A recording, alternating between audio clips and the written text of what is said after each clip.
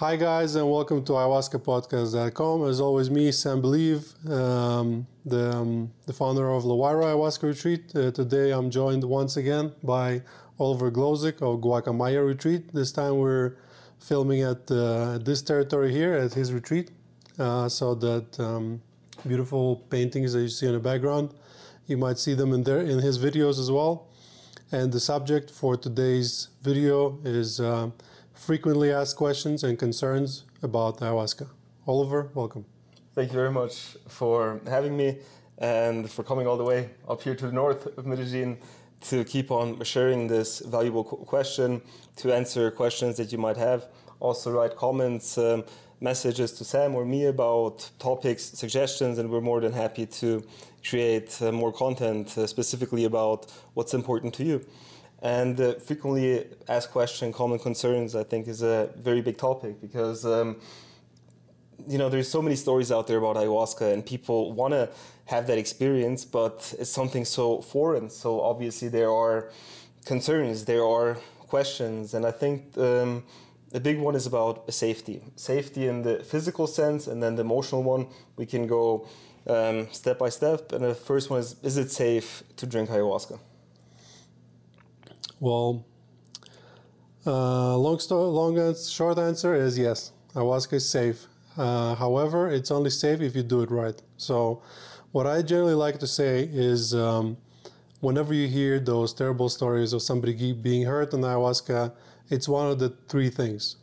Either the shaman is not a real shaman and he doesn't really know what he's doing, or the medicine is not the real medicine and has dangerous additives, or the person that's coming to the retreat did not follow the instructions, were taking some medicine, or was already on the borderline of dying and ayahuasca just tipped him over. Did I miss anything? Well, the contraindication, I think what you said is perfect. Ayahuasca is safe if you are safe and you do it in the right circumstances, and medical contraindications. So people with psychiatric conditions, it's borderline personality disorder, also schizophrenia. Those things for those people, the ups and downs are very intense. Mm-hmm. And on ayahuasca and also after, it can feel that much more intense as well. Psychotic breaks could happen. Also, if you add maybe LSD into the mix, shortly being consumed before or after ayahuasca. So those things are obviously very strong substances, and also that affect the brain chemistry. And if there's an imbalance in the brain with pre-existing medical conditions, it's better to step away and not drink ayahuasca. So guys, if you're planning to drink ayahuasca 4 weeks before the retreat, stop taking any antidepressants, stop taking any psychoactive medicines, stop taking any psychedelics other than, no LSD, no mushrooms, no weed, and that should keep you safe. And closer 2 weeks before, stop drinking alcohol, and then start a special diet for preparation, and that should keep you safe. As you mentioned regarding mental health, I really like that explanation that I've read in some podcasts. But basically, in mental health, there's two sides of mental health issues: too much chaos and too much order. Mm-hmm. Too much chaos is stuff like schizophrenia, psychosis. Too much order is stuff like depression, OCD, PTSD, anxiety, which is characterized by repeating thought loops. So what you want to do is you want to break the thought loops. So you need more chaos. And if you're already bipolar or psychosis, schizophrenia, you have too much chaos, you don't want to add more chaos. So it's basically, if you find yourself here, then psychedelics are good to add a bit more chaos, allow your brain to reset and start from scratch. So I know it's not directly on the question, but I think that it'll be valuable for some of you to know, guys. Yes, so make sure that you're medically clear to drink ayahuasca. I think it also extends over to heart disease, to epilepsy as well, and also talk with the Ayahuasca Retreat Center itself. Everybody has their own guidelines that they follow, and by choosing a reputable retreat center, they want to make sure that you're safe, because they cannot afford to make any compromises, and it's better to say no to a person more than try to get everybody there and then deal with consequences that you don't want to deal with. So ayahuasca is safe if you have the right medical condition to drink, if you drink at the right place. And then the next question about safety, I think it also goes over to the emotional safety. Will I be safe during the ceremony? What about the intensity of the journey? Am I ready to face all the childhood traumas that I have buried? All that kind of stuff. So am I gonna go crazy? Am I gonna go crazy? Will I lose control? Mm-hmm. And it's a lot more elusive, and would love to hear your thoughts on that. So I do believe that you will lose control, but it's a good thing. You lose control. So if you think about it, we have ego, and ego is not always a bad thing. Ego is a mental construct that helps us control ourselves. It helps us achieve things and protect ourselves. But sometimes the ego is running on like a software that hasn't been updated for many years. So let's say you've been abused mentally when you were a kid. You became overly protective, and you still keep doing it even though now in your life there are no people abusing it. So it's good to let go of the control, and ayahuasca helps you to release that ego. It dissolves. You go back there and you adjust it a little bit, so you're a little bit less strict or maybe a little less reactive.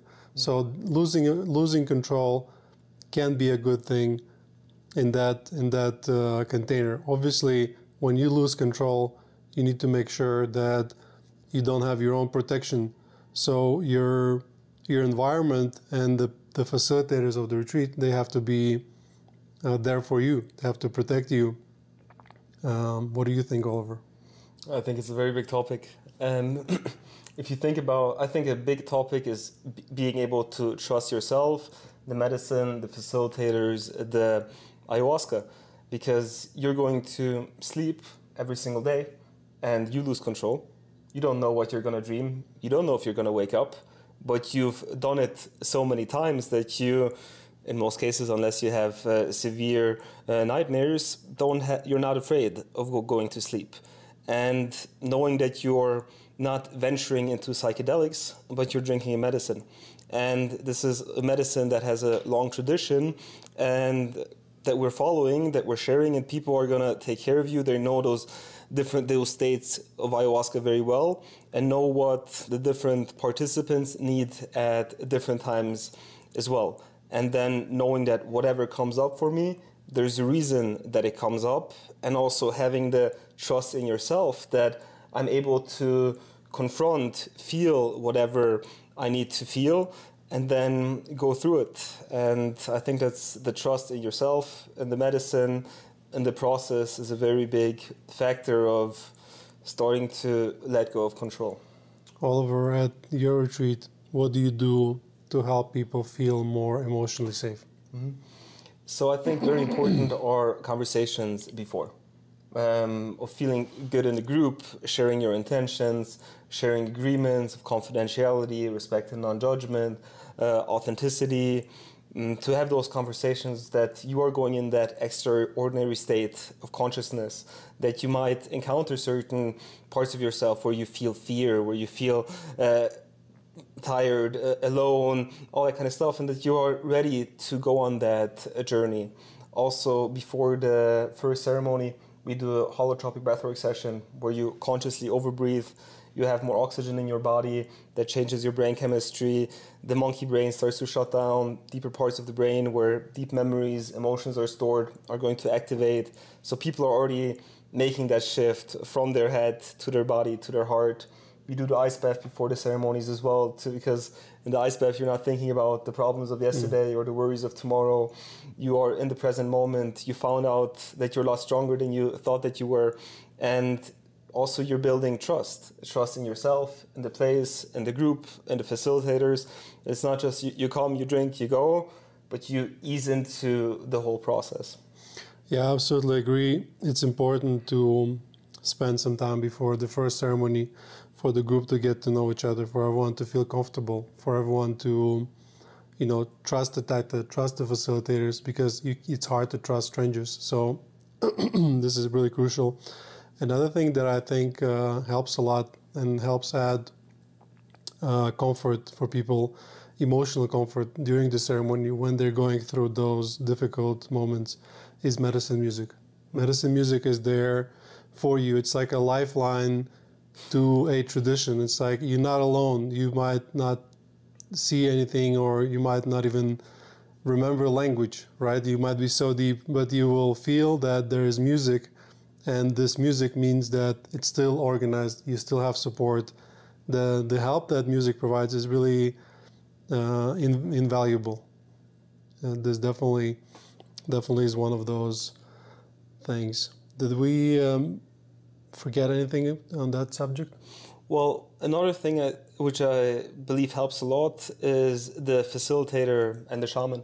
So when people, you watch them and they encounter something, and then they start to become nervous and anxious and all that kind of stuff. And, I had a moment, it was more in my beginning journey of ayahuasca, where somebody was having a strong reaction, and I was starting to be a bit worried about the person as well. Mm-hmm. And then the day after, Sergio talked with me, and he says like, yeah, you cannot be that. You always have to have that level of trust. And so when people are going through whatever difficult situations or reactions, I stay very grounded and communicate that, not with the words, but with the attitude, the way you interact with that person, and they feel like, oh, okay, no, somebody is there, somebody is composed. And having that level of composure within yourself, the facilitator, the taita, it helps ground you in the experience as well. Definitely, it's much easier for us to remain calm in the ceremony, because we've been doing it for a few years now, and something that for a visitor might seem like, wow, this is crazy, is normal for us. So we just chill. A lot of times people come to us after ceremony and say like, how can you maintain that level of composure? And it's just you learn to trust. You learn to trust that even though it seems like something is happening, nothing is going to happen. Nothing bad is going to happen. Oliver, next question. Physical discomfort. A lot of times people ask, how comfortable would it be? Will I puke? Will I poop myself? That stuff, things. What do you say? Well, apart from the poop yourself, I think the physical discomfort is just part of the experience. And there's a Spanish saying which I like a lot, is fortalecer, to fortify, that you strengthen yourself by going through these experiences mentally, emotionally, spiritually, but also physically. And sometimes people are like, oh, I don't want to drink ayahuasca because I don't want to puke. And in reality, it's if that's the reason why you don't want to drink ayahuasca, you're not really ready for ayahuasca. Your pain is not that big. If vomiting for 2 minutes or 1 minute is something that stops you from having a possible transformational experience in your life. And also vomiting is actually a very healthy mechanism that all mammals do. I mean, my dog pukes when he ate something bad, and it's a part of this intoxication. And I also had a participant. She said her favorite part of the ceremony was the puking itself. Because it's not just the physical release, it's also emotional, spiritual cleansing, things that you've been holding on to that you let go, and then the ceremony starts to become better as well. So I think the purging is a huge element to ayahuasca and a very beneficial one.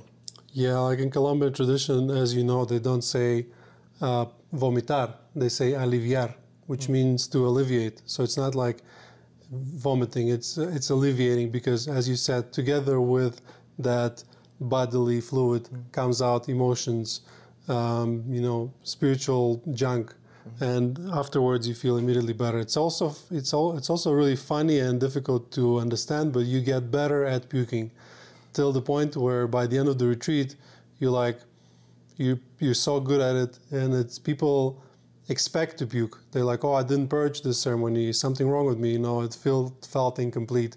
So it goes from something undesirable to something you expect, because you know that it will come together with the release. And same goes with all the other types of purging. Purging can be yawning, crying, talking, screaming, shaking your body. It can be going to the toilet, diarrhea, peeing. Any release of any sorts is a purging, and you can feel the tension leaving your body. It's that stress that we carry all over our body, in our muscles, in our guts, in our organs. It just leaves you in the form. And sometimes you might expect it as something unpleasant, but it's actually is not that bad. And what about pooping yourself? Have you ever pooped yourself over? Be honest. I've done twice. One time here so far. But it was for me both times in the jungle with various ceremonies, with various cups of ayahuasca as well. And I can say, like, on the one time I was very greedy for more ayahuasca, and I got a little bit of a slap from ayahuasca. And yes, but I haven't had somebody poop themselves here at this place, so I'm happy about that. But in the end, it's also, you put a level of shame and guilt maybe on top of it if that happens. And even if it would happen, I mean, it's not something to be proud of, but I mean, it happened. You clean yourself up, life goes on. Not a little bit of a humbling experience, but also not the worst that could ever happen. Yeah, guys, I pooped myself once. It was about a year ago. I had a lot of ayahuasca, very, very strong dose. And let me tell you, it was the best thing ever. I felt amazing. It's not that you don't feel it. It's not that you don't know that you're pooping yourself. It's you come to that level of not caring. You're just like, I feel like pooping. I'm just going to poop myself. And whatever. And yeah, it felt really liberating. Luckily, so we have 2 kids.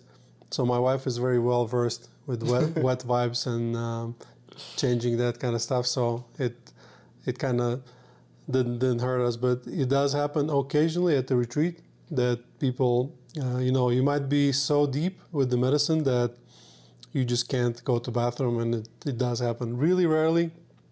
It's not a big deal, but we do sell adult diapers in our store. You do? Yeah. You don't? You should start doing it. It's a big hit. Yeah. And a lot of times we say, if you're worried about that, just get a diaper, and just so you're not worried, because then it will allow you to actually release control and connect better with the medicine. I think that's a very good point that you talked about, releasing control and feeling safe, because there are multiple aspects surrounded by it. And it's once you also experience ayahuasca for the first time and you see for yourself, oh, I am safe, I am taken care of, the walls are going to be that much further down the second or the third ceremony that you do as well. So, of course, in the beginning, it might feel like a concept, hey, see ayahuasca as a friend, trust it, but you've never experienced it. But once you have your first ceremony, you see like, oh, I'm good, I'm taken care of, I have a strong experience, but I'm safe, I learned something from it. Others are having those similar processes. It allows it to develop and create that level of trust through your own experience. Yeah. It has to be the diaper. It's the diaper. Yeah. Speaking of trust, another subject that people worry about a lot, my experience, is the group. They're always worried, oh, the group is going to be too big, all these new people, and that, is it going to be safe? Is it the sort of trustworthiness of the other group of the people? And what I like to say on that subject is, we never ever had anyone leave the retreat and complain about their group. What people worry about the most in the beginning, that they're going to come and there will be other people at the retreat, it turns out to be, in the end of the retreat, the best thing. People become friends. They really connect, and in the end, the group dynamic, from our experience, plays a huge positive role. What do you think, Oliver? Have you observed anything on the subject of the groups? Well, I think it's interesting, because if you meet somebody and then they trigger you, just like, oh, that type of person again. What is it about that person that person has so much emotional power over you, or so much emotional influence? In most cases, that person represents somebody to you, maybe your mom, your dad, a person that screwed you over in business, whatever it is. But if you meet somebody in such a short period of time and they have a strong emotional impact on you, in most cases, it's more about you than it is about them. And through the process of ayahuasca, you can explore those triggers and see what's inside of me that is unclear, that is in disharmony with those types of people. And those people can be the biggest mirrors and the biggest source of growth as well. Yeah, it works this way, where you get triggered by something and you can analyze it in yourself and sort of heal it. And it also works in a way that sometimes in the group you have people that are very similar to you, people that are telling the story that is very similar to you. And you might not see your own problems because it's hard to tell yourself, maybe I'm not right, or maybe I'm not as good of a person as I thought I was. But looking at the other person in the group, going through their ayahuasca experience, and actually coming out with information, and you see at them, and then eventually it hits you, and you're like, yeah, I'm just like this person. And it's easier to accept the truth because it comes in that sort of convoluted backdoor way. A very good point.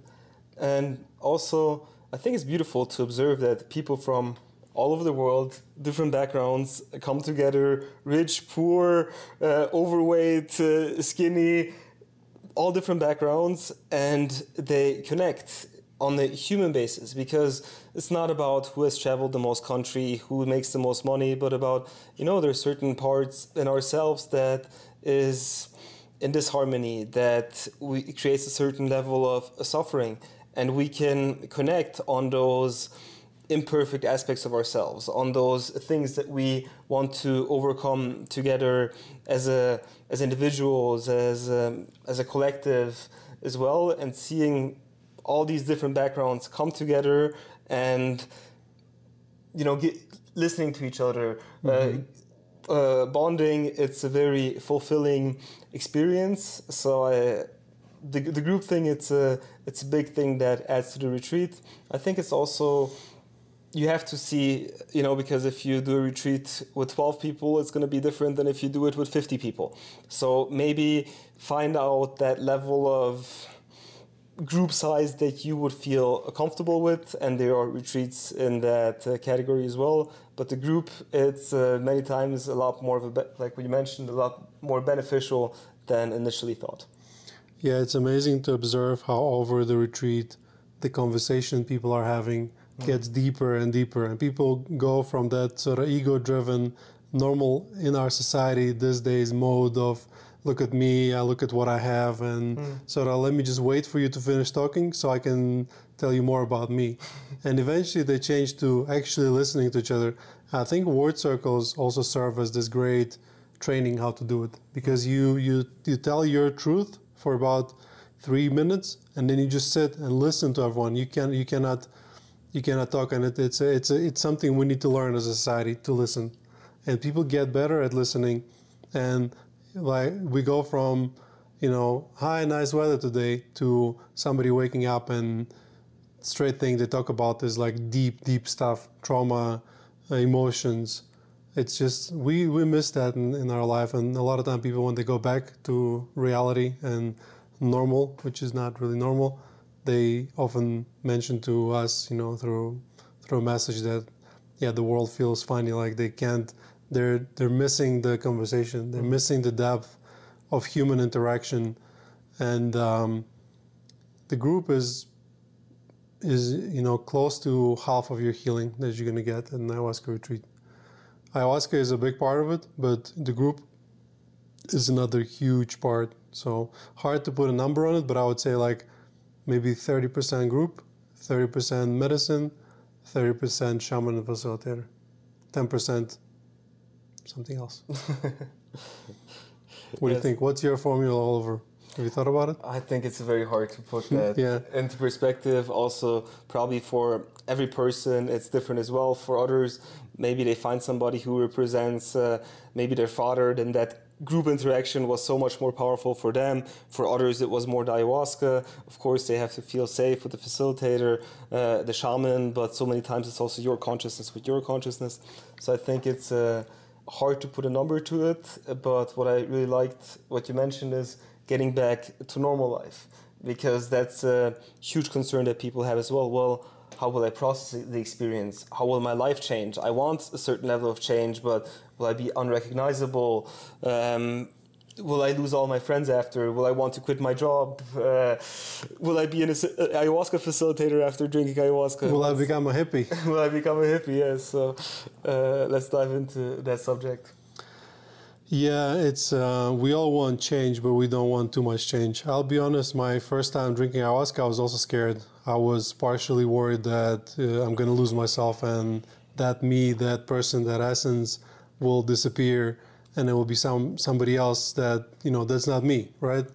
And I must say now that me comparing to me when I was drinking ayahuasca is a completely different person, but the essence of me is still the same.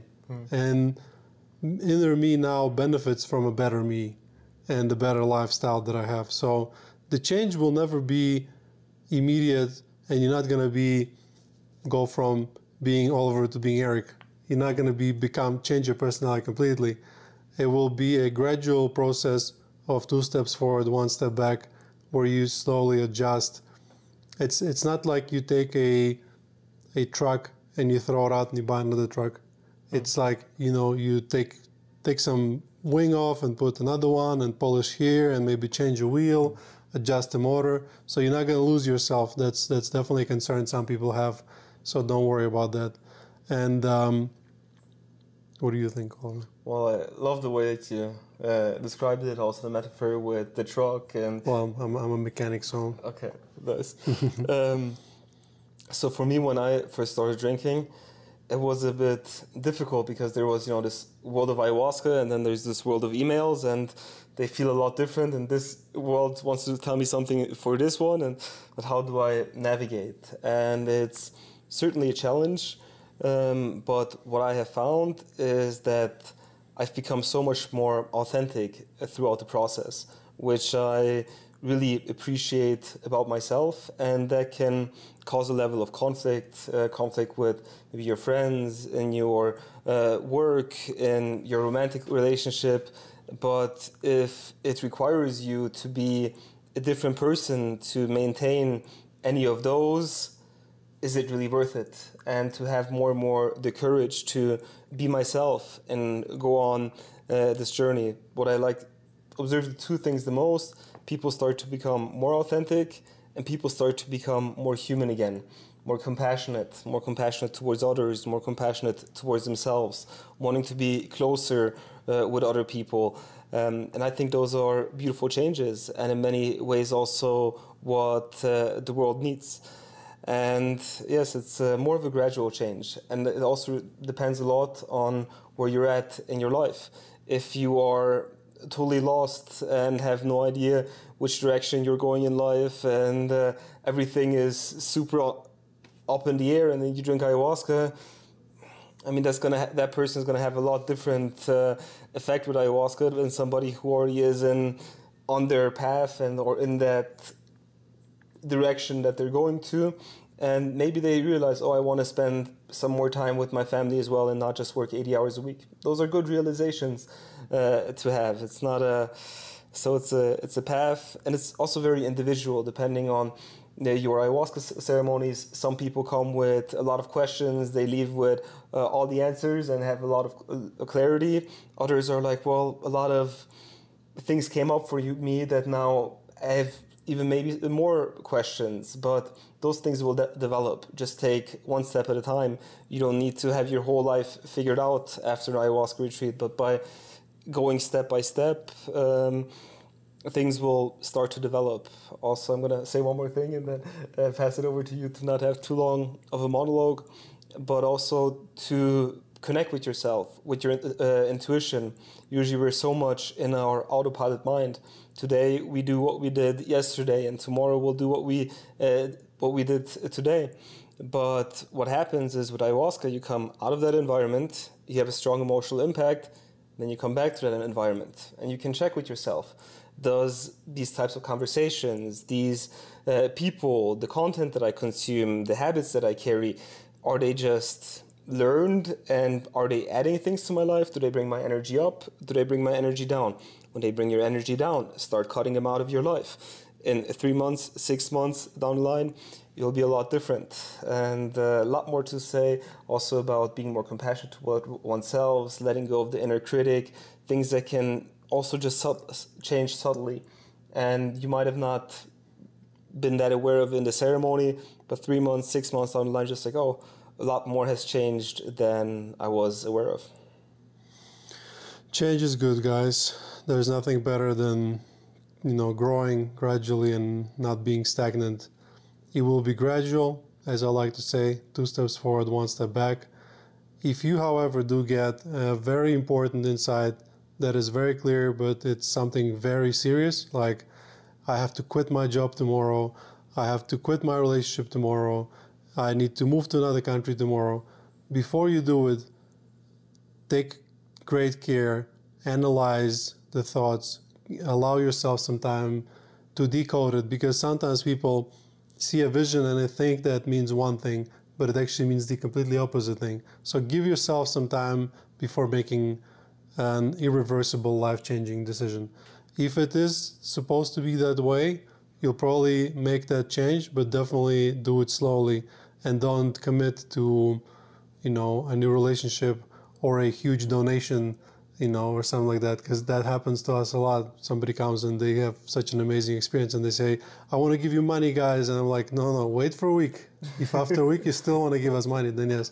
Because you can get open state that ayahuasca puts you in is amazing. It allows you to feel so much, but it also makes you vulnerable for other things. Like if let's say you get a facilitator that maybe doesn't have the best intention, and let's say you're a very good-looking woman, some shamans in some other places, they take advantage of it, and they might make you believe that you're in love with them. And yeah, definitely don't do it. And any serious commitment like this, and yeah, it's kind of hard to talk about that subject, but I think it nicely, it's a nice bridge to talking about physical safety as well, because unfortunately, guys, there exist places in the world where people that serve you medicine or facilitation team, they might not really be on your side, and they might want something from you that you don't want to give, whether it is giving them something physically or like sexual abuse style situations. I've heard about those things. I've never witnessed myself here or even known somebody who knows someone directly, but on that note, my suggestions would be look around, find reviews. Like I know Oliver has tons of reviews online. I have a lot of reviews. Places like Google where we don't have an effect on our reviews. We can't go and delete them and change them. It's easy, of course, for somebody to collect nice reviews on their website, but then outside of that, where they don't have control, so reading reviews, word of mouth, if you have somebody who experienced that before and they know it's safe. And it's generally just, I guess, I think you can feel when the people have right intentions. And if you come to their house and it feels comfortable, if you feel strange and uncomfortable, then maybe it's not the place. Because also then, if you feel a little paranoid and then you go in and drink medicine, you're going to get more paranoid. What do you think, Oliver, about the physical safety? I think it's, in most cases, a bigger topic for women than it is for men. It's, I think, important to have conversations with the retreat center before you go there. Talk with multiple retreat centers and see how you feel. And wherever you feel the most comfortable is also the place for you to go drink ayahuasca. Maybe if it's a very big concern, you could have a friend join you as well. Of course, it's there's more conversations to it. If that person, of course, your friend would want to go on this journey as well. But going as a group or like with a friend might not feel as vulnerable as going by yourself. Also, I think it extends to the physical safety, but also very important is that you connect with yourself and find the answers within. Because there can be a sharing circle and somebody says something and I think, oh, I know the perfect answer for that person. But who am I to know the answer for somebody else? I have my projections just as much. And I think we as facilitators, the shaman, have to be very careful of the input that we give to the people as well, because they are in that open state. And when then the shaman says, oh, you have a blockage, you might think for yourself, I have a blockage, and then start treating it that way. So whatever somebody else tells you about your experience, what you need to learn, be open to it, listen to it, and feel into it if that's true to you or not. And then physical safety, yes, what you said, reviews. If you go on to a remote place in the Amazon to drink with a remote tribe, a very romanticized idea, maybe not the best idea for your physical safety and well-being.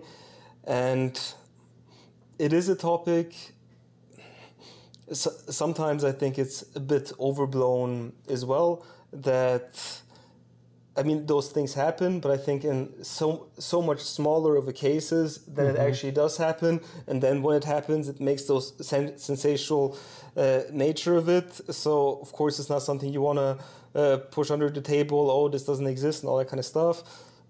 Connect with your intuition, go to the right place, and trust yourself. Don't be an idiot. Yeah, I like what you just said about the sensational nature of it. I like this joke. If you go drink ayahuasca and 2 days later you're shot in the back alley, they'll blame ayahuasca. And it's interesting because if you go, like this group in Cartagena, they drank ayahuasca 2 days ago, something happened to them in Cartagena, and they were like, this couple drank ayahuasca and died. It was pretty recent, maybe 4 months ago. It's crazy. It feels like a joke, but in reality, ayahuasca is a sensational topic, and there's a lot of people that maybe subconsciously know they need to drink ayahuasca, but they don't want to, and they instead choose to hate on it and like sort of jump on the threads of bad things being spoken about ayahuasca because it makes them feel better. It's an interesting dynamic because those people that hate on it the most, in my opinion, are the ones that need it the most as well. But when it comes to sensationalism, you have probably 100 times more chances being abused if you go out at night and you get something put in your drink or just somebody overpowers you. But nobody's going to make a news out of it, right? Because it's normal. But when somebody goes to get healing and then gets abused, it is sensational and is not to be denied. It's still a disaster. It's still a terrible thing to happen, but it will be on the news. And as I said, anything that has to do with ayahuasca will be overblown and will be on the news. And I don't know why. You know, they say bad publicity is still better than no publicity. Maybe not. What do you think? Well, of course, that's not. Those are not stories you want to hear about ayahuasca, because there are so many amazing stories of transformation, of healing, and whereas there's the good, there's the bad. Whereas there's the bad, there's the good. Talking about the sensational nature of ayahuasca, I think it also. One reason why so many people are afraid of ayahuasca, because they think, oh, I will have to confront my deepest, darkest fears. I will go to all my childhood traumas. I will go to hell and back. And those are the videos that also go viral. But the video where I say, oh, I felt a lot of love for myself, could forgive that person, that video gets 200 views. It doesn't sell. It doesn't sell, Yeah. but that's so much more the path of ayahuasca. In the end, the healing always comes through the love, the light, the understanding, the compassion, the acceptance, the forgiveness. That's also the path of ayahuasca. So don't believe every sensational story. Don't believe that those sensational experiences about ayahuasca ceremonies that go viral, that those are necessarily representative of the majority of ayahuasca ceremonies or of your ayahuasca ceremony. So trust in yourself and ayahuasca and allow it to develop. And it also doesn't always need to be the strongest, most life-changing experience. Maybe if you connect with yourself and you cried and maybe you haven't cried for 10 years, that can put so much weight, emotional baggage that you carry with yourself off your shoulders. So many other things that what I also like, you don't need to solve all of your problems in an ayahuasca ceremony either, or an ayahuasca retreat. But if you experience a level of growth, if you get good impulses within a long weekend, within a week, it's still a big step that you can take in your healing journey. Absolutely, Oliver. And one last thing on the topic of abuse, ayahuasca, and sensationalism. You know, on all that one rape story from the jungle, there are also thousands, if not tens of thousands of stories of people overcoming abuse thanks to ayahuasca, coming to the retreat and healing. Like a lot of people come to our retreat and they see something from the past that was long forgotten, and then they overcome it and they feel better and they heal themselves and their families. And that's largely not spoken about. People don't want to talk about those kinds of things. And it's sort of a sad part about the way our media works in general. Like nobody cares about good news. Yes. Everyone cares about bad news because we as mammals, we're always in search for the danger to avoid. So on the topic of that danger to avoid, I'll try and bridge it to prices. Like what prices should you avoid? What is the reasonable price for an ayahuasca retreat? Because people ask that. Is it worth it? Is it going to be too expensive? What do you think, Oliver? Well, I think there's right price points for everybody. There are ayahuasca retreats for $4,000, $5,000, $8,000 upwards, and one might think like, oh, I would never want to go to that type of retreat. But maybe you are a very high-level entrepreneur and you are used to paying that for a week of vacation anyway, and you would want to go to that type of place as well. So maybe for that person, that retreat is exactly what speaks to them. Then there are also retreats in all different price categories, and I have a lot of, the prices that we offer are incredible for the level of accommodation, the food, the support, the additional activities, the ceremonies. I mean, we do a long weekend retreat from $400 or $500 to a week retreat, something $800-900. I'm not sure exactly about your prices, but something in that range. Also in the future, I will go up a bit, but if you think about all the things that you get, how much you would normally spend on a vacation, it's also a question about priority as well. Also knowing that when you go to an ayahuasca retreat, you are supporting their mission as well. I think it's a big topic, but you can find from like low budget to high budget, anything, and you'll find the right place for you. Yeah, price-wise, I think you're slightly more expensive than us, maybe a couple $100. But for those of you guys also to analyze, it's important to know that the bigger groups, you can charge a little less. And I think our groups are slightly bigger than yours, so it kind of balances itself out. But I know Oliver absolutely tries his best to make it affordable. Same do we. Both of our retreats, 1 week options, are less than $1,000. And honestly, you're going to probably spend less spending a week at our retreat than spending a week in any big city in the US. Just the food and let's say, in just a hotel in New York, you'd probably spend double. And that's not including serene nature surroundings and amazing accommodation and delicious food and the great transformation you can experience. So I'm very proud of our offer. I also like what Oliver does here, and I do believe that we charge very reasonable prices. And in the end, the value for you, only you can know it. some people, like one time I posted online and on the Facebook group, and a person said, I would never go to your retreat, it's too cheap. So if it's cheap, it doesn't mean it's bad. And I was like, yeah, come pay double, it's okay. But the person never came. It's just, he was just there to leave a bad comment, right? But it did affect me, because I don't know about you, Oliver, but I definitely fight the price increase all the time, trying to keep it low, but things happen, expenses happen, inflation happens, so prices get adjusted. But as long as you get your money's worth, then the price is right.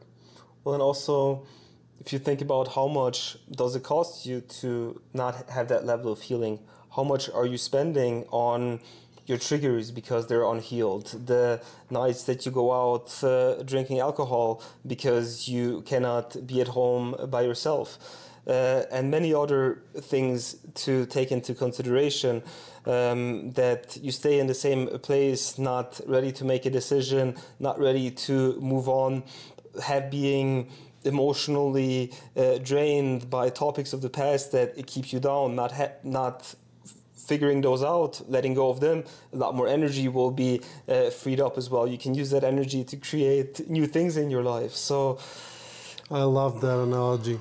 It's we focus a lot on the price of action.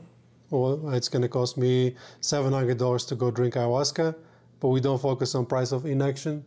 How much is going to cost me if my relationship falls apart and I need to go through a divorce? Hundreds of thousands. You know, it's like, how much is it going to cost me to keep drinking and I get cirrhosis 5 years from now, or cancer? How much is it going to cost me taking all those antidepressants and paying, monthly amounts, or smoking all that weed to numb myself down? So yeah, don't ask only for the cost of action, also look for cost of inaction. Is inaction actually a word? Inaction? I believe it is. Disaction? Yeah. And I think some people have a problem where they see like those retreats for like $3,000, $4,000, $5,000 upwards in super luxurious situations. They're like, oh, there's a business person who makes a business out of it. I want to support the local groups, the indigenous community, cultural appropriation. Is it even okay if I drink ayahuasca as a white person? Oh, there's a white facilitator. How is he supposed to know things about ayahuasca?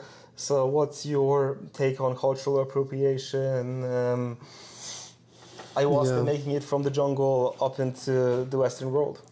It's a tricky subject. Cultural appropriation, psychedelic tourism, positive effects of it, negative effects of it. I do believe if it's done responsibly, it can be very beneficial for the indigenous people. I'll give you my retreat as an example. Our shaman is an indigenous person. He comes from the jungle. He grew in the jungle. He has some land there. He gets paid very, very well, meaning he, definitely top 1% of earners here in this country. So he then goes back to the jungle, and this money goes to his community because there's somebody who, helps him tend to his ayahuasca garden, and those are huge territories of land. This land goes, for example, I know his father recently brought an electricity line to a remote jungle village. This is money that goes from you to me, to him, from him to other people in the local community, and then it brings the economy up. So there's nothing wrong with it. If you're worried about the sustainability of ayahuasca, it's extremely sustainable. It grows where other things don't want to grow. It would either be sort of just a kind of abandoned land with some forest, because the food crops don't grow there, but ayahuasca grows there, and they can harvest it, and it's an amazing driver for their local economy. And when it comes to appropriation, well, if you ask taitas themselves, if you go and ask shamans, like, is it okay? Like, do you mind? My shaman, every time the retreat starts, he makes a presentation to the group, and one thing he always mentions, that he's so grateful that he doesn't have to go travel around the world, that people come from all over the world here to learn from his tradition, to drink his medicine, to receive that healing. He's excited. He loves it. And there might be tribes that say, I don't want to share it, but that's their opinion. So at least in that tradition and here in Colombia, most of the tribes, as far as I understand, there was a moment where shamans felt the calling, the world is getting sick, you need to get out of your cave, get out of your jungle, get out of your mountaintop and go to the city because we're sick, and this is one of the very few things that can help us. So I'm an optimist on the subject. I do believe that psychedelic tourism can be done well, obviously with certain respect maintained, where you do try and go support indigenous communities. You do try and root yourself in a tradition, and you don't just go to Peru and go to the market, drink ayahuasca, and then jump off your balcony and then blame ayahuasca for killing you. It's about the level of respect and the level of tradition, and I think it can be done really well. What do you think, Oliver? Well, I love what you shared. And when you actually go to the Amazon, when I was the first time in Moco, I was like, what's the industry here? How do people make money? And you see all those stores selling clothes, but it's like the money has to come from the outside for them to build something up. It can be for ecotourism, and of course ayahuasca is a very big topic. And for them to also have the ability to share ayahuasca with people from the West, charge different prices than what they charge for local people, it creates that level of resource for them to buy more land, to cultivate ayahuasca there. So what you mentioned, yes, there has been that point where they also understand ayahuasca has to make it out to the world, because if it doesn't, then we'll just keep cutting down the rainforest and not have that level of consciousness of to help grow, transform, compassion, all that kind of stuff. And so they are very appreciative of ayahuasca expanding from the level of consciousness, the level of healing that the world receives, and also their economic compensation, their opportunity that comes with it. And I think it's people who ask that, I really appreciate it, that they think about those types of stuff. Like, oh, I don't just want to be an idiot and take something from somebody's culture who it doesn't belong to me and all that kind of stuff. So I appreciate their level of compassion, caringness, concern. It's interesting at the same time, maybe also those very few retreat centers who charge absurd amount of prices, and the majority of the profits go to the business person. That might not be the best example of continuous growth and exchange of values, knowledge. So that's, of course, a different topic of a conversation. But in general, it's very helpful to the indigenous communities. Also, it allows the ayahuasca to keep developing as well, because many people in the indigenous communities, they maybe don't want to be necessarily taitas or shamans because it's not an easy job to do. Maybe they want to be more a DJ or this, that, or whatever. And reggaeton singer. It requires a lot of discipline to be on this path of ayahuasca, and these opportunities, of course, help. And then there's the video, I think that went viral, about a guy who put on a poncho, Mexican hat, and a beard, and asked people at universities in the US, how do you like my outfit? And they're like, oh no, this is cultural appropriation, you cannot do that. And then he went to Mexico and he asked the people, oh, how do you like the outfit? Oh, it's really good. Does it offend you in any way? Oh no, it's perfect. Yeah. So sometimes you can make problems out of things that also are not really a problem. Yeah, it's also not, it's not exactly the same subject as, like, you know, wearing something. It's kind of like when you have something that you have a lot of and you know that it's really good for you, you want to share it. They, at least in my experience, the shamans I spoke to, they love to share their tradition.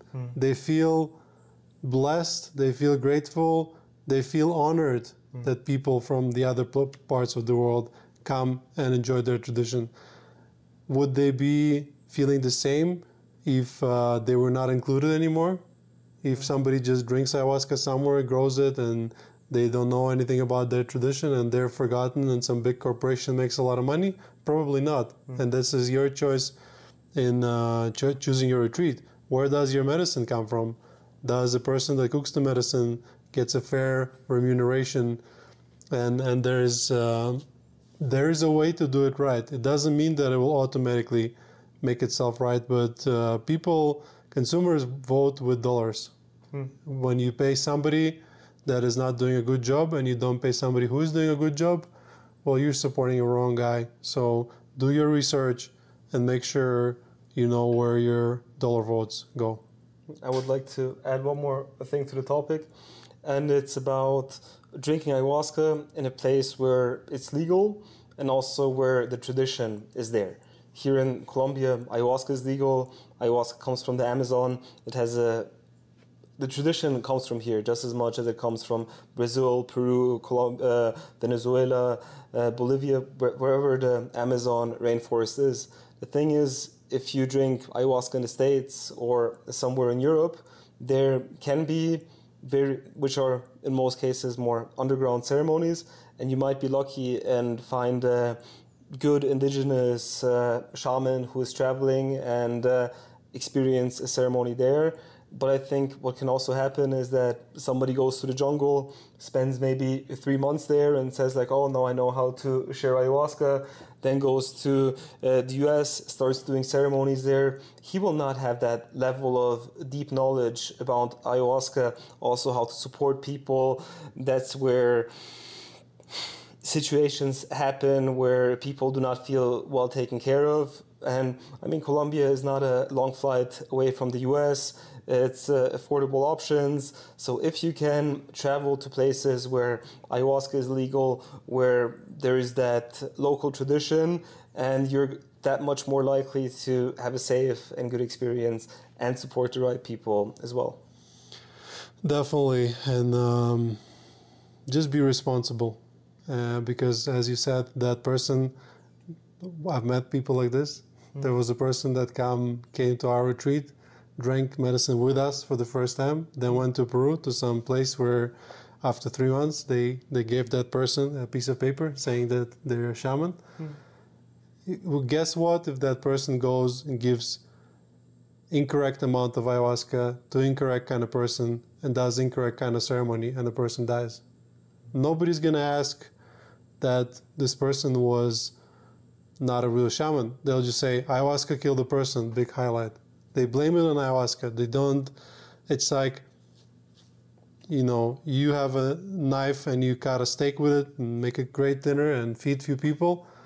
That's good. It's a tool. You know how to use it. But you can also take knife and go kill other people. But there won't be news about that knives kill people now. It's a bad analogy, but it has to be done responsibly. So always ask. You can have a white shaman. It is possible. A white person can become a medicine giver, even in Colombian tradition. But that requires a very long commitment, like years and years of working with indigenous people, learning their tradition, drinking tons of ayahuasca. So if you do it just for ego, just to tell your friends that you're a shaman, you'll fail long before an actual shaman will give you an actual permit to give medicine. It has to be earned. And for people to just wake up one day and just see ayahuasca and say I'm a shaman, that's not. You can feel a calling to become a shaman after first few ceremonies. Something similar happened to me, not specifically shaman, but it was a calling to become a healer.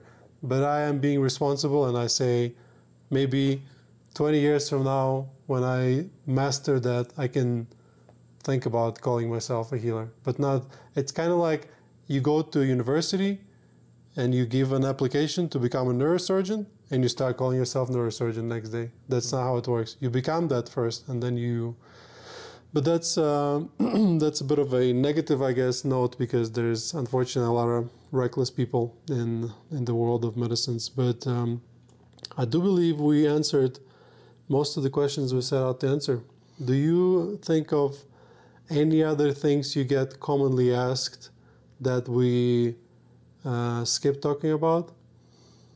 I think we covered a lot of things. I want to add one more point, and about responsibility. Responsibility from the side who's sharing ayahuasca, but in the end, also your responsibility.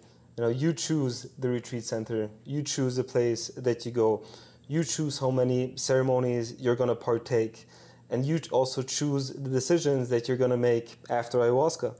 If on ayahuasca a desire starts to come up, or a calling that you want to start to travel the world, it doesn't mean that you have to quit your job the next day and then travel the world, and after 6 months you're broke, and then you tell like, oh, ayahuasca told me that I should travel the world and now I'm broke. It's like, find a way on how you can travel, or find a way how you can, that desire that you experience, that you have, how to bring it into your life. But in the end, it's you who makes those decisions. And yes, there are many things that come into the place from the retreat center, from the facilitators, to give a safe experience. But it's also just as much your decision on going on this journey, how many ayahuasca ceremonies you experience, and the decisions that you take after as well. So take that level of responsibilities on both sides. Very well said, Oliver. And I think we can wrap up this episode now, and we're planning to do it regularly. So if you guys have some topics you want to ask us, leave a message in the comments. If you're listening to this on Spotify, then find the contact information on our website and send me the message if you have specific topics you want to learn more about, or find the video on YouTube and leave a comment there.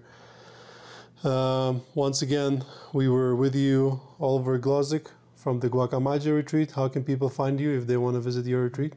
So ayahuasca-retreat.com is my website, easiest access.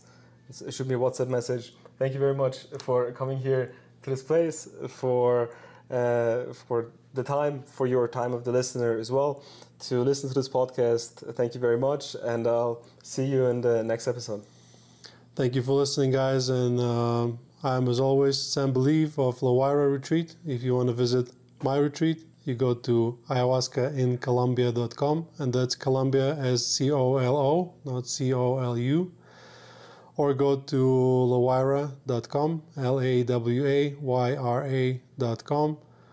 Whichever retreat you choose, there's options. We would not be offended. We do regularly send people to each other when either he's full or our dates don't work out, because I do believe that both Guacamayo Retreat and Lowaira, we maintain high levels of high standards of approach to medicine and integration. So thank you for listening or watching, guys, and I hope to see you at Colombia soon. Vida de la baila, cura con la guaira, limpia, limpia, taita, vibrando con